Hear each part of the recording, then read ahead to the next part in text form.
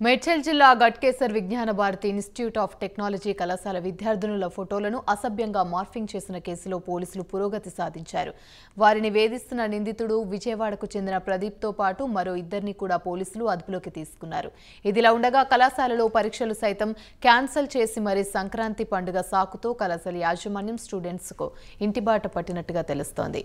ఈ కేసులో మొత్తం 7 నెంబర్ల నుంచి అమ్మాయిల ఫోటోలను నిందితుడు మార్ఫింగ్ చేసి బ్లాక్మెయిల్ చేసినట్టుగా తెలుస్తోంది. కేవలం ఫోటోల మార్ఫింగ్ మాత్రమే కాదు, ఫోన్లో ఉన్న పర్సనల్ డేటా సైతం మొత్తం హ్యాక్ చేసినట్టుగా సమాచారం.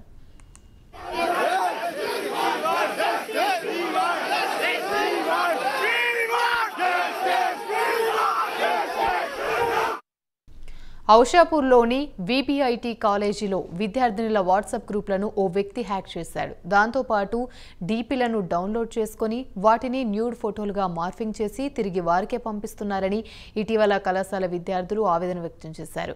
ఈ విషయంలో కాలేజ్ ప్రిన్సిపల్ హాస్టల్ వార్డెన్కు కంప్లైంట్ చేసినా పట్టించుకోవడం లేదని ఆరోపించారు.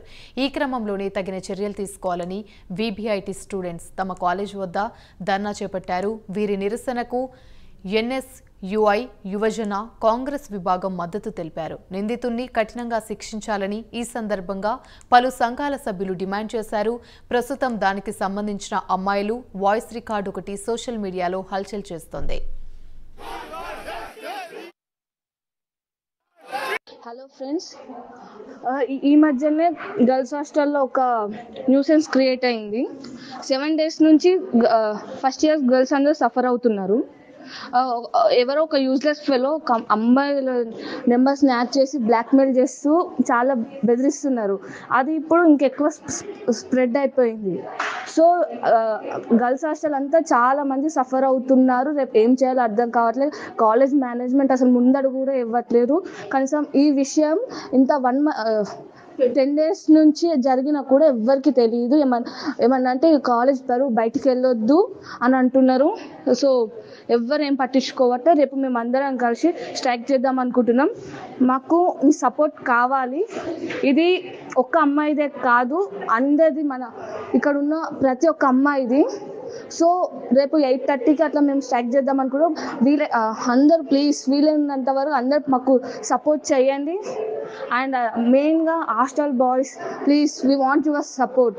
ఎందుకంటే చాలా గలీజ్గా ఒక అమ్మాయి ఫొటోస్ని ఎడిట్ చేసి బ్లాక్మెయిల్ చేస్తున్నారు. ఇప్పుడు అప్డేట్ న్యూస్ ఏంటంటే మొత్తం తెలిసింది ఏంటంటే గర్ల్స్లో వాళ్ళందరి నెంబర్స్ అందరు హ్యాకర్ చేతిలో ఉన్నాయంట.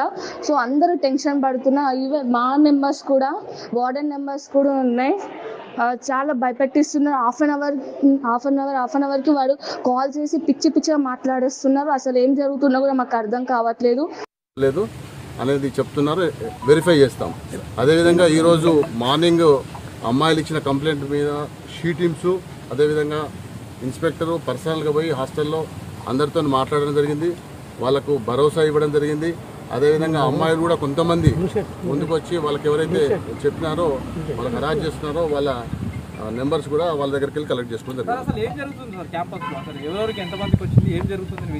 అంటే మాకైతే ఇప్పటి వరకు ఒకే అమ్మాయి ముందుకు వచ్చి చెప్పింది.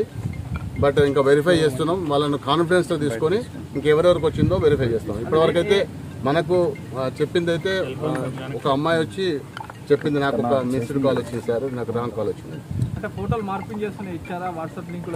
అట్లాంటి ఏమీ మాకు ఇంతవరకు అట్లాంటి ఇన్ఫర్మేషన్ ఎవరు కూడా, ఏ అమ్మాయి కూడా